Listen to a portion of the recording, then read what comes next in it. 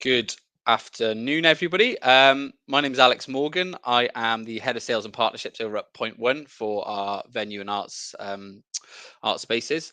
Just wanted to welcome everyone for attending today and welcome you to the self-serve venue webinar.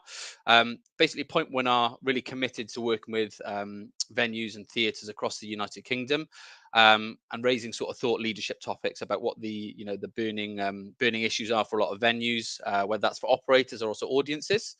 So today we will be running through results of the most recent survey and whether theatre goers and audiences are quite ready for self-service technology.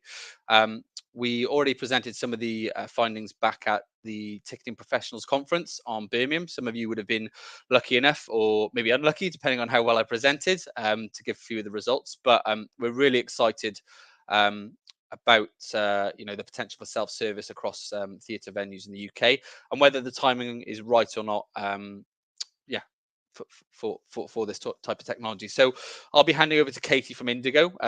We conduct these studies on a very regular basis with the guys at Indigo to provide thought leadership for the theatre and art space. We'd be really interested to find out a little bit more about what topics you guys would all want to see in the future. So please don't hesitate to reach out to myself or Katie and say, this is really great today, but we'd love to see a topic on this in the future. So over to you, Katie. Thanks, Alex. That's great. I'm Katie Rains. I'm CEO of Indigo Ltd. We are audience specialists who work in the arts, culture and heritage sectors. My colleague Flo Carr and I are here today to present the findings of our latest Hot Topic survey.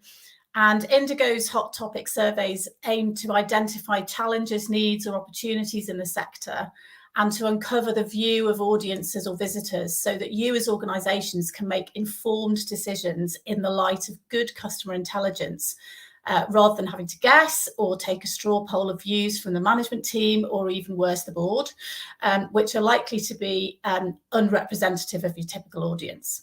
So as Alex said, today's hot topic is the self-service venue. And I think we've all seen the growth of self-service options in the hospitality industry, probably accelerated by COVID, and certainly now in response to recruitment challenges in the sector. But love them or hate them, do they have a place in cultural venues? Could they help us deliver better customer service or generate more secondary spend? And how would audiences respond if we introduced them? So that's what we're here to find out today. Now, it's not Indigo's role to tell you how to run your venues or whether introducing such technology is the right option for you. But what we can do is bring some audience insight to the table, which we hope will help you make more confident decisions, whatever you choose to do. We've taken a pretty wide definition of self-service, so it encompasses access to information and tickets, as well as food and drink. And we've compared how people behave in the real world with what they do in cultural venues. And in doing that, we think we've uncovered quite a few opportunities that we'll share with you at the end. In a moment, Flo's going to take you through the research findings. Then I'll pop back to give some interpretation of that. And then there'll be some opportunity for some questions at the end. So please put your questions, your thoughts, your comments into the chat. And Flo and I and Alex will all be around at the end to pick them up. So without further ado, over to Flo. Hello, everyone. So a quick overview of the survey to start. We collected responses from cultural organisations during a 3-week period in February and March. We had 28 participating cultural organisations, and they sent out the survey to a segment of their databases. They could all see their own results from audiences in real time, whilst also contributing to this benchmark data set that we're going to look at today. They were mainly theatres, art centres and concert halls, and we had a couple of festivals in there as well.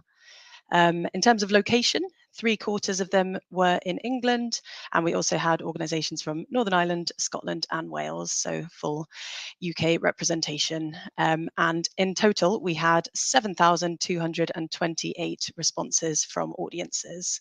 So we've got a good benchmark set to have a look at and present to you today. Looking a little more at the respondent profile and their kind of cultural behaviour and attendance, the respondents skewed a little bit older, with 59% aged 55 or over, and only 8% in the under 35 category. However, this is fairly representative of cultural audiences generally, who tend to skew a bit older than the general population, as we've seen throughout all of our research. We had 18% who had children living at home with them, and 10% who identify as deaf, disabled, or living with a long-term health condition which limits their day-to-day activity. When asked how frequently they attend cultural events, more than a third said they go to something at least once a month. So this is a pretty kind of frequent core group of attenders at your venues. And the first point, which came through really clearly in the results, was that your cultural audiences are using a lot of self-service technology in their day-to-day lives. So from a long list, which included options like booking something with a smartphone to scanning a QR code, 97% of respondents were doing at least something in this kind of category, only 3% saying they were doing none at all. But of course, within that, there are kind of different levels of confidence and usage. As you would probably imagine, age was a bit of a factor. 99% of the under 35s had self-served in some way, but it was still 95% for over 55s. So we wanted to kind of dig in a little bit to see what the kind of different factors were and understand the different audience groups and their preferences when it comes to this topic. So what we did was we had a look at how the results to the survey compared based on the preferences audiences had for their ticketing. So we asked them this question, which was, what is your preference for ticket delivery or collection and using the ticket at the venue? And we gave a few different options and asked audiences what they tended to do, and they could only choose one of these to kind of push them into these different categories. So 52% said they tend to keep the e-ticket on their phone. 29% tend to print it off and bring it to the venue, and 18% either have it posted to them or collect at the box office.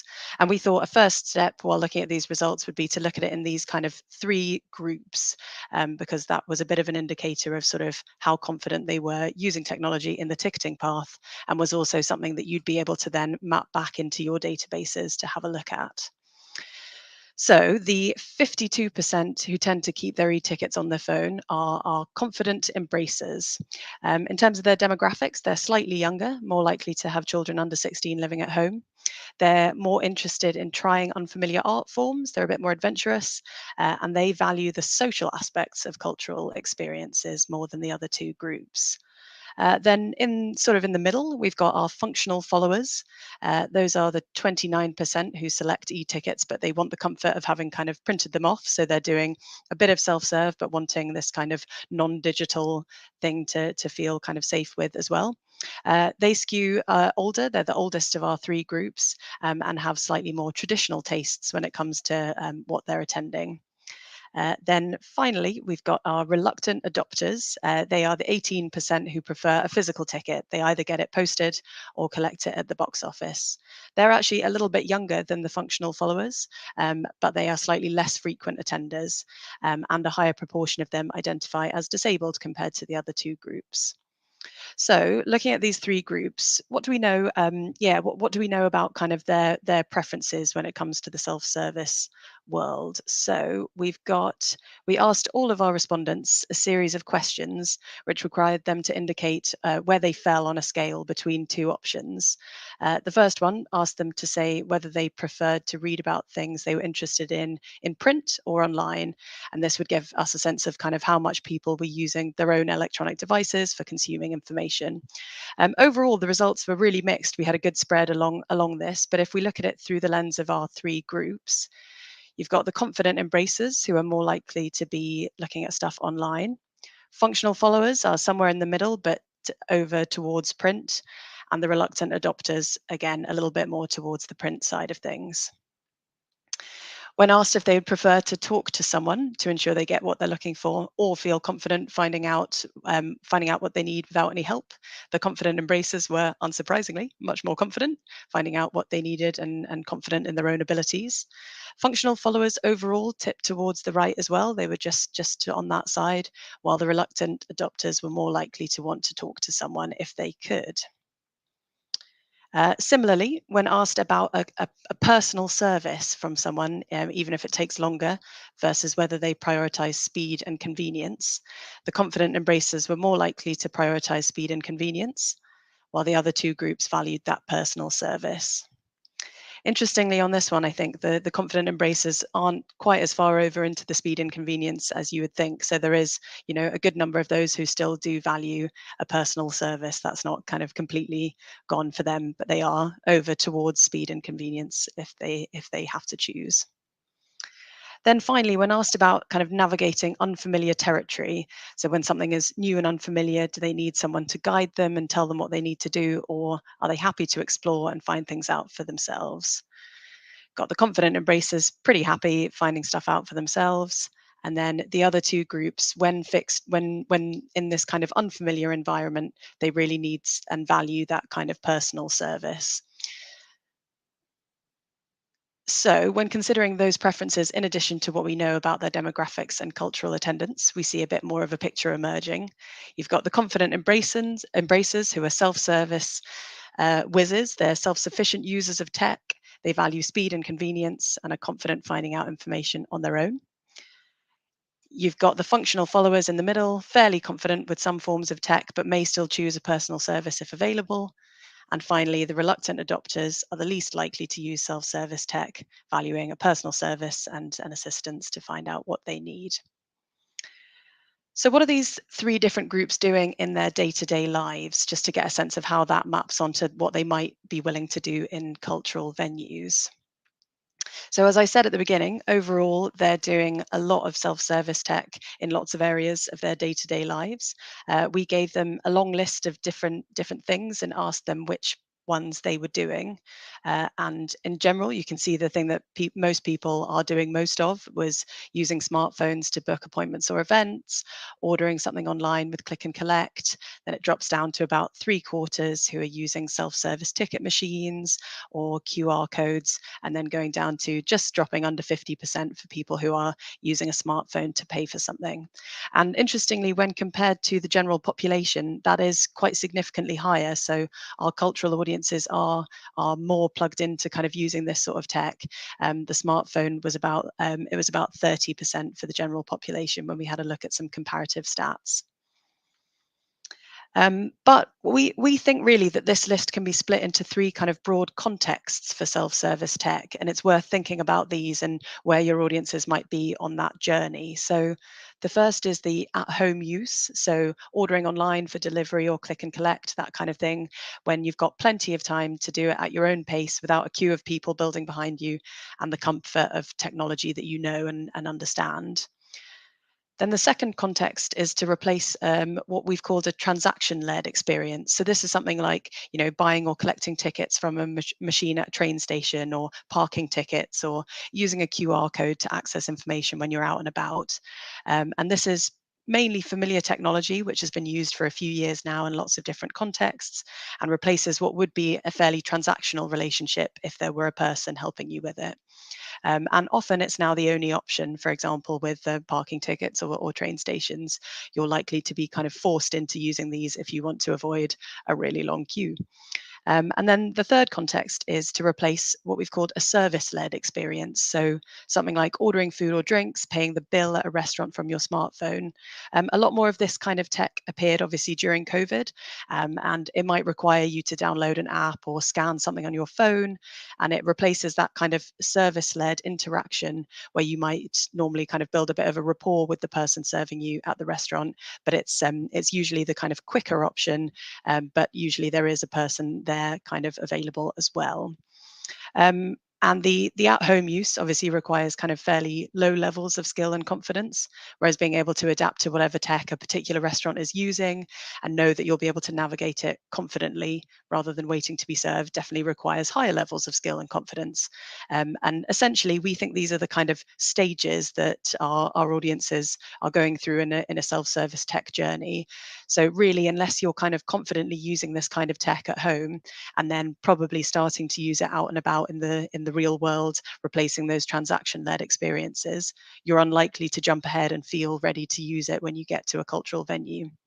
And when we look at our three groups, although they are all doing all three of these to varying degrees, the reluctant adopters are most happy with this kind of at-home use. That's where they're comfortable, and they start to drop down to lower levels for the next two. Functional followers are doing the first two. They're happy doing stuff at home, and then they're also doing those transaction-led things. But when it comes to the service-led experiences, they will go for a personal service in a hospitality environment. And then finally, the majority of our confident embracers are happily doing all three. So we've got a good understanding now, I think, of what they're doing kind of in their everyday lives. But what about at cultural venues? And remember, in many cases, audiences haven't necessarily had the opportunity to do these things. So it's a mixture of kind of whether they feel comfortable doing it and whether they've had the chance to do it. So we also asked whether, if they haven't had the opportunity to do it, whether they'd be willing to. And Katie's going to talk to you about some of that a little bit later when thinking about the kind of opportunities that we have for using this kind of tech. So the first area is using smartphones to book something. So 84% of audiences are doing this in their everyday life for appointments and events, and that's exactly the same in the kind of cultural venue use. 83% have used a smartphone or app to book tickets. That's a very kind of established self-service thing now, with online booking even in there with a mobile device. When asked about booking or collecting from a self-service machine, 75% of them have done that in their everyday life, whilst only 50% have at a cultural venue. Again, this is likely to be due a bit to the availability of this tech in venues, and audiences perhaps also being more likely to book in advance for the kind of shows who sent out the survey, and less likely to kind of rock up and buy from a machine as you might in the cinema if it is available. Using QR codes, obviously that was something that was kind of brought very much into the mainstream during COVID. Nearly 3/4 of audiences have accessed something online or used a QR code to get to a website in their everyday life. But this is being used much less in cultural venues. So only 39% had used a QR code to find out about an event, and only 28% had used a QR code to access information about a work of art in a gallery. Then thinking about electronic devices and reading, 60% of audiences said they'd read an ebook or e-magazine in their everyday lives, but only 38% had used their own device to look at a program online. So it's not something that they're as used to doing when it comes to that cultural experience. And then this is an interesting one. So click and collect is something, obviously a concept audiences are really familiar with in their day-to-day life. 84%, as many as the ones who are booking events on smartphones, have ordered something online and collected it. But the equivalent system in cultural venues, pre-ordering food and drinks or programs, this has been used by less than a third of audiences. So there's really an opportunity here to kind of reframe some of that pre-booking, we think, and Katie's going to pick up on that a little bit later as well. So thinking about our three different groups and what they're doing in cultural venues, thinking about all those graphs that I've just shown, basically consistently throughout, the reluctant adopters are doing lower than average use of self-service tech in cultural venues, whilst the confident embracers are consistently higher than average, but as I said, haven't always had the opportunity to, and maybe would do more if they could. But what do they think about it in cultural venues? And really, this was something we were very keen to tease out, because we understand that going to the theatre is an experience that people feel very strongly about how that works, and it's often kind of a special evening, and possibly the introduction of this kind of more technology would somehow ruin the experience for them. And we really wanted to kind of dig into this and understand different audiences and how they felt about this. So we asked questions about what they liked and disliked, and we've just pulled out some of the quotes to share with you. So for confident embracers, they really love the time saving. So they save time and guarantee that you can get what you want at a venue: programs, food and drink. They're quick. I often arrive at an event just in time for the start, so would rather not faff when arriving. That's interesting. So for this audience group, the kind of personal service aspect has been seen as a faff. They want to just kind of get in there, get to the thing that they've booked their ticket for. And this quote as well is a good one: quicker and more convenient. It frees venue staff to help other customers who might need more assistance than I do. So they understand that if they're able to self-serve, that's great. And the venue staff then have more time to help people who need it. For the functional followers, there's a little bit more resistance coming in. So they've said, yep, it's convenient for ordering drinks at the interval, but they've got some concerns about whether it will work. You know, it's okay if it works, but if there are problems, it's a nightmare to get help. I'd be nervous of using them at first, but would probably get used to it if not too complicated. So I think this is a group who would at first need a bit more guidance if new tech is introduced, but could get used to it. They've said, I prefer the personal touch, but sometimes you have to use them. And that's really the functional followers. Then reluctant adopters, on the other hand, they, as we know, prefer to speak to staff. And interestingly, I think they see this as really core part of the experience. So this quote, I think, really illustrates that. I prefer to have the friendly staff at the venues. It makes me feel more confident going out. I want to be served and greeted at the door and directed to my event or performance. This next quote, the need for smartphones disenfranchises large numbers of the population, obviously gives a flavour of kind of how emotive this topic is for some people. We know this group is only 18% of our cultural attenders, but for them it does feel like they're being kind of left behind or left out by being forced to use certain kinds of tech. And then finally, this quote, I think, highlights that self-service tech won't necessarily work in some contexts for some people. I am able to use self-service technology options from my smartphone, but as a severely sight-impaired person, I cannot use machines, e.g. to print off my ticket. And Katie's going to touch on that as well. And then finally from me, what about before their visit to the venue? So this section was all about to what extent audiences can self-serve when it comes to finding out about information about the venue and how it might suit their particular access needs. So we asked audiences when planning a cultural visit, do you check for any of the following facilities? And interestingly, what we saw is overall 40% of audiences, a really good chunk, do check for some kind of facilities when planning a visit. So a third want to check the toilet provision, and then you've got significant numbers looking at other things as well. And when we look at the responses from audiences who identify as disabled only, you can see those are significantly higher. So you've got 61% will look at the toilet provision ahead of the visit, 37% looking at whether there's step-free access, 45% disabled parking. But is this something that they can find out for themselves by looking at the website, for example, or does that need to be more of a kind of served experience? So we asked by which methods audiences prefer to find out this kind of information. And what we can see is the majority were happy self-serving using written information on the venue website. About a third tend to ask someone who has been there, which is interesting, this kind of word of mouth working for this kind of information as well. And 29% call or visit the venue to speak to a member of staff. And that does go up to 40% for audiences who identify as disabled. So I'm going to hand over now to Katie to have a think through some of those results and what the opportunities and implications might be for cultural venues. Thanks, Flo. I'm hoping as Flo's been going through that, you've been scribbling madly and already come to some conclusions about some of the opportunities that there might be for you. But I just want to kind of give you my reflections on what stood out to me. So firstly, I'm just going to do a quick reminder of the context that we're operating in, and then to talk about this idea that it's not a binary choice between doing self-serve or not doing self-serve. So we'll have a look at that. I then want to look at the whole access issue and see to what extent technology could be an enabler for some audiences. And then at the end, I'll just go through what I think my kind of top 5 opportunities are. So first of all, with context, obviously we've talked about staff shortages. You know, you don't need me to remind you of how difficult all of that is. Hard to recruit bar and catering staff in particular, staff costs potentially rising due to cost of living and the pressures on recruitment.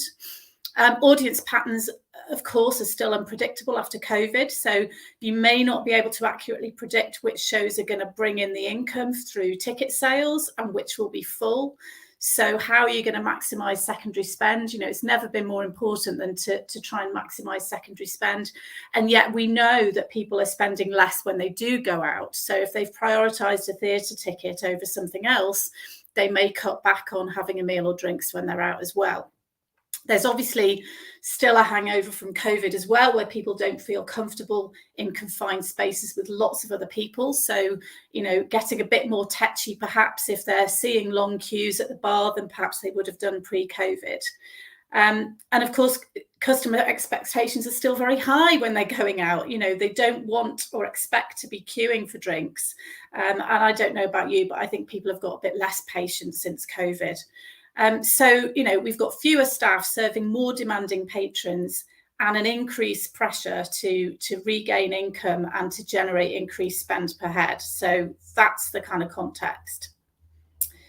So the second thing I just wanted to say is that, you know, I've heard an argument from some venues that by introducing self-service, they're not catering for their less digitally savvy audiences, so those reluctant adopters.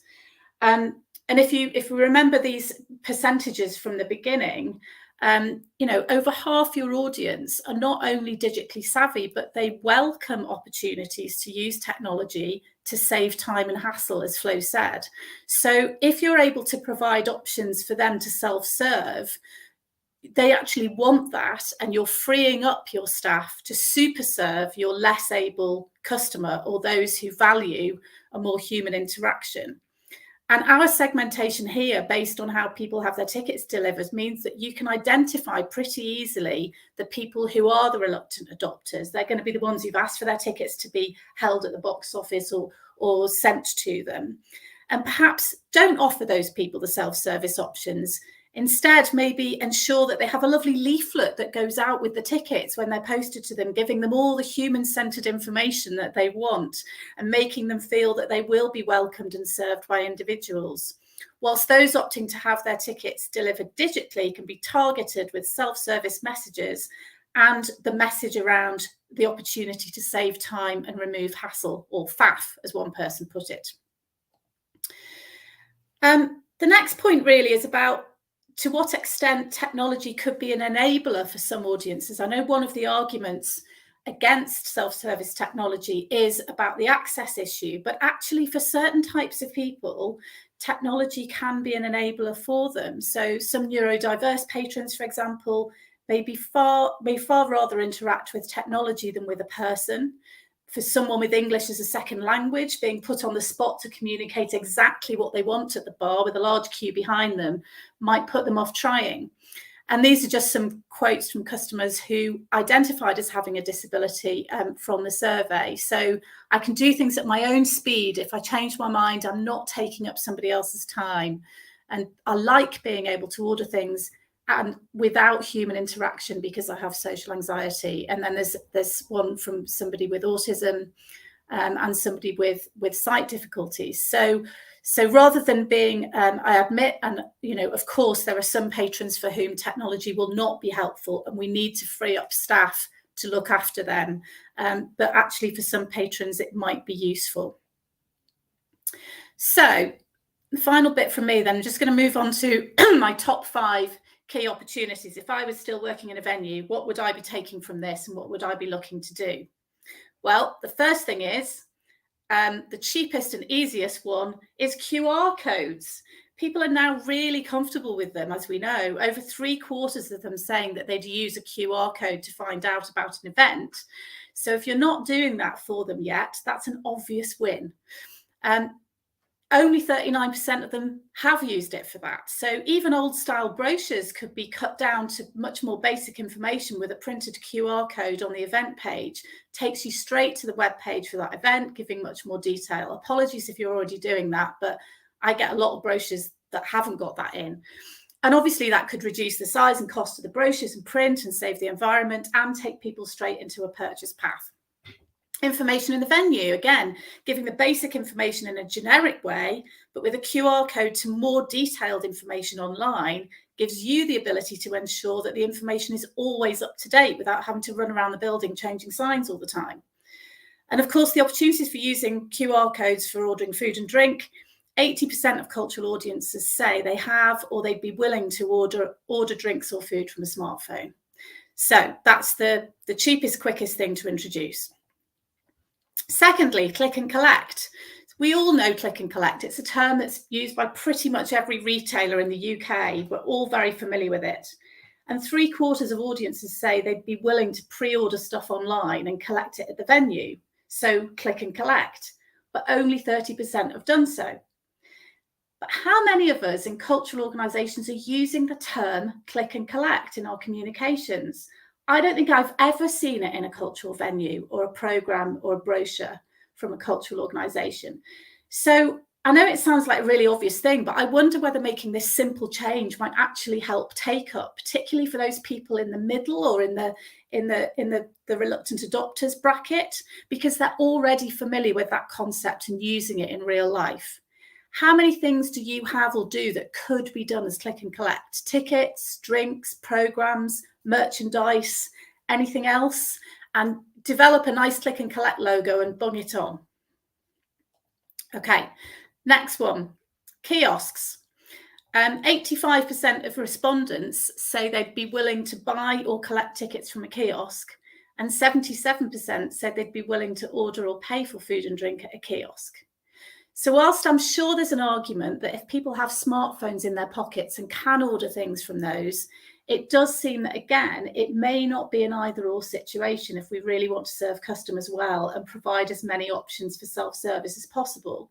And if you remember the slide from Flo that said that people have to really go through these different stages, being comfortable with technology at home and then perhaps moving into using technology in a transaction way on something like a kiosk out in the real world before they're willing to just use their phone from their pocket for everything. It seems to me like kiosks sort of sitting in that middle bracket, really, where if we want to see mass adoption of it, we might need to do that. And then printed programs. So 73% of respondents said they would use their own device to read a program online or as a download, but only 38% have. Now, before we all rush off and stick horrible PDFs of our existing theatre or concert programmes online, I'd just like to hazard a word of caution. Now, I've long been of the view that the role and purpose of programmes needs a real rethink. I think we need to ask ourselves a couple of questions. One, what role is the theatre programme playing in our minds? And secondly, what need is it fulfilling for theatre or concert audiences? And I'm actually thinking at the moment this probably needs to be the subject of another hot topic survey, because I think there are all kinds of reasons that we produce programmes, which could range from explaining our creative intentions to listing our sponsors and, of course, generating income, and all kinds of reasons that audiences buy or don't buy them, from being able to understand or follow the plot to having a souvenir of the event to keep for posterity. So I don't think we should leap to this one, and I think we probably need to dig into this one a bit more and return to it another day. And then finally, handheld devices for access or for enhancing the experience. And this is maybe where it comes to plug some of those gaps that perhaps programmes are looking to fulfill. So 62% of respondents said they'd be willing to use their own device to access captions or audio description, but only 9% have. And 55% said they'd be willing to use their own device to follow the script or a musical score in a concert, but only 5% have. I think this really is interesting, because I'm sure some of you are already innovating in this area, but it seems to me a real win to be able to offer these kinds of things to all audiences on their own devices and allow different people to experience the same performance in a different way, personalised and suited to them and their needs and their level of interest. Again, possibly one for another day, but I think it is interesting. So, in conclusion, the self-service venue is so much more than people buying tickets online, and I think it has the potential to enhance the customer experience, crucially free up your valuable staff to super serve those people who require or prefer human interaction, increase secondary spend and improve access. And I'm really excited to see how these things might evolve in venues over the next few years. Thank you.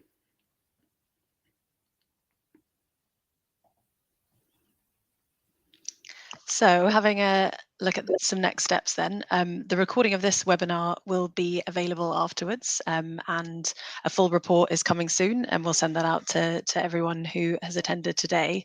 And for those of you who sent this out to your organizations, to your audiences, we'll send you the full benchmark data set so you can compare that with your own results. But for now, we've got the opportunity for you to ask some questions and for us to answer a few of the comments that have come in so far. So I thought I would kick us off with this one from Richie, who hopefully you can see that now. Richie's asking about the kind of, well, it's more of a comment than a question really, but it's about the kind of expectations customers have when paying £40 to £60 for a theatre ticket compared to £10 for a cinema screening. And Alex and Katie, I wondered if you had any kind of views on that and the perception of value that comes along with self-service tech. I'll pick that one up. Really good question, Richie. I think I touched on this at TPC earlier last week. I think for me, I noted the occasion I'm going to see a Hey Dougie live theatre performance in the Wales Millennium Centre with my daughter. And I think whilst the ticket price was a little bit cheaper from that than maybe the Wicked performance I've booked for maybe 2024, I think it is, with my partner. Yeah, I think there's a time and a place, and I think that is dependent on particular performance and maybe on the ticket price. I've used the example before where, you go into McDonald's, a quick service restaurant, and use a kiosk, that's fine. But if I was going into a fine dining location, I would personally want to have that human interaction. And I think, like you say, yeah, it is dependent on location. I think when it's more consultative and I can ask, the member of the waiting team, what particular wine or beer or whatever might go with this particular dish, or what particular dish is special today. I think when I'm paying maybe upwards of, 50, 60, £100 a head, for one of those experiences, I still think I want that option. So yeah, I sort of agree with you. I think it is depending on pricing point and probably on the demographic of the end user as well, really. But yeah, I don't think there's definitely not a one size fits all approach. If I was going to the opera or something, in my finest, in my Sunday best, would I want to use a kiosk? Maybe not.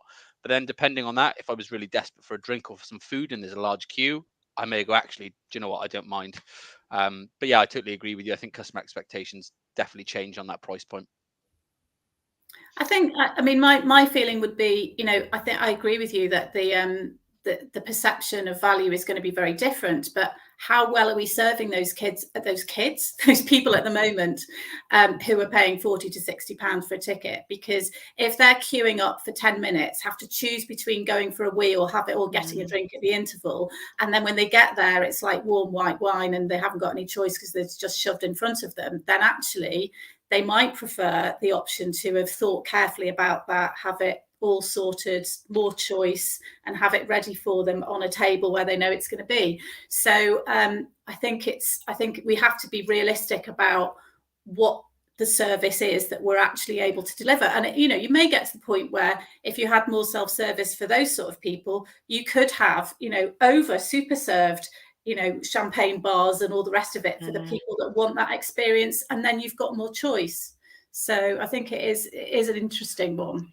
Yeah, I think just to add to that, I think there is a conception that by using technology, you're having less of a service. Whereas I think, we've got to sort of flip that narrative on its head. Like you said, if you've got people who've got more time to actually spend with you rather than rushing you through the menu and going, look, what do you want, sir? If you've got a queue of 30 people behind you, we've definitely seen with self-service kiosks in other part of the hospitality industry that customers take a lot longer to order, so they've got more time to peruse the menu. And for me, rather than being rushed, I'd say that's potentially greater level of service. But yeah, it's an interesting one. It's a fair comment, Richie.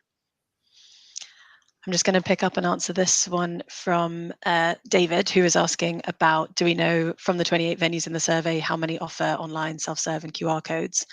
We don't have that information as a kind of thing we can show you on a graph, but all of the venues who are taking part were kind of interested in either exploring some of these a little bit more and have some of it themselves. So I'm pretty sure all of them would offer kind of online ticketing and a variety of kind of online things, but not very many at the moment are using those kind of kiosk type functionality. So really the participating venues, it was about getting to their audiences and figuring out what they might want. I thought I would ask a question of you as well. One thing we were thinking about, both with kind of staff and Katie, you mentioned kind of there were some concerns about numbers of staff staying in the sector and all of those kind of things. Do you think there would be any kind of issues for staff when thinking about, job losses as a result of more self-service technology, or how could we assure front of house staff that that wouldn't necessarily be the case? Alex, do you want to pick up on that? Or?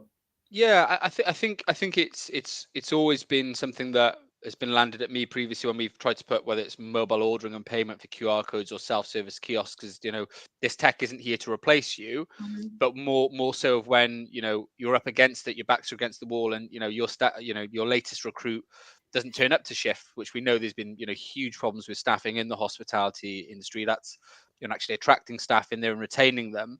I feel as this can be really beneficial to help lighten the load. That on those instances that someone doesn't turn up, or there's particular amount of customers queuing, that you have got another option to say, look, if you want to use that, you're going to be able to get your food and drink a little bit quicker. So yeah, I think it's really to enhance the existing operation rather than to detract from it.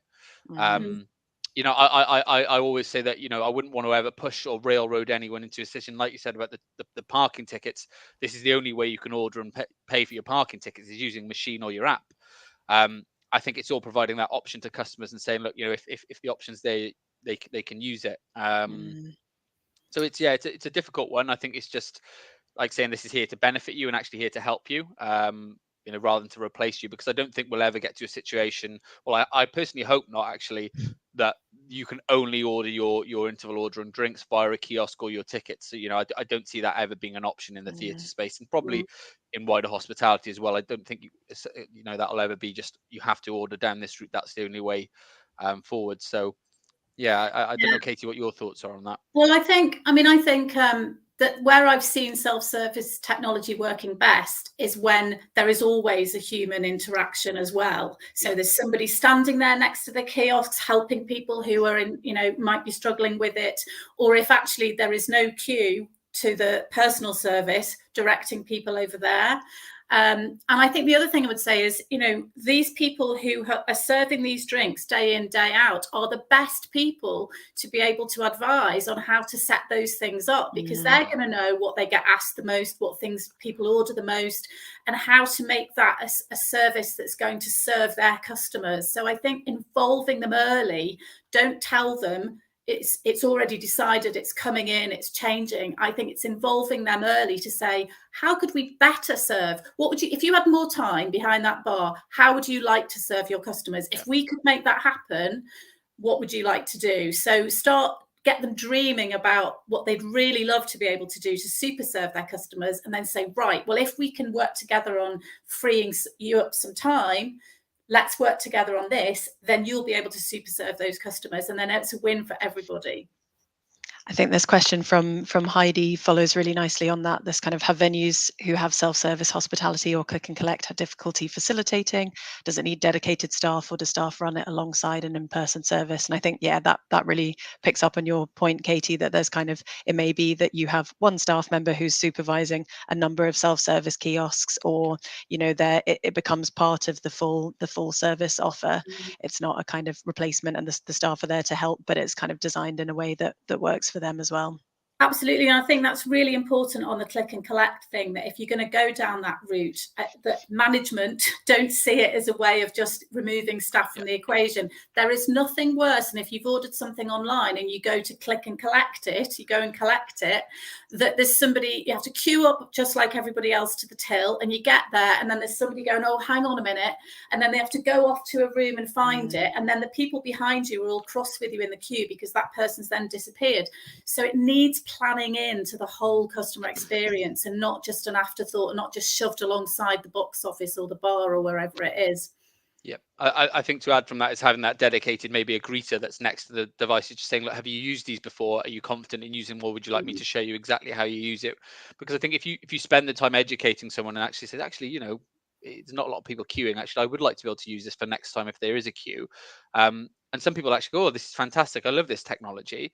But I think in terms of having a dedicated maybe a production line or somewhere separate that is focused on just delivering those click and collect drinks or just setting them out. I think that is something, yeah, businesses definitely need to consider. I think the operational changes need to be factored in. I know, you know, I've used this example. I don't think it's maybe as relevant to the theatre and venue space with Weatherspoons, but they have dedicated people who just, that's all they focus on doing is doing the app orders. They're okay, we'll deal with the app orders, we put them on a tray, the other person then runs them over or puts them in the right location. So I think this having dedicated staff members for greeting, for fulfillment, and then for obviously placing the orders ready for collection and validating that the people who are collecting them are who they say they are and they're not pinching other people's drinks or food. Yeah, I think you do need dedicated members of service in those three different elements. And I think finally, this is a really interesting question from David Izzo.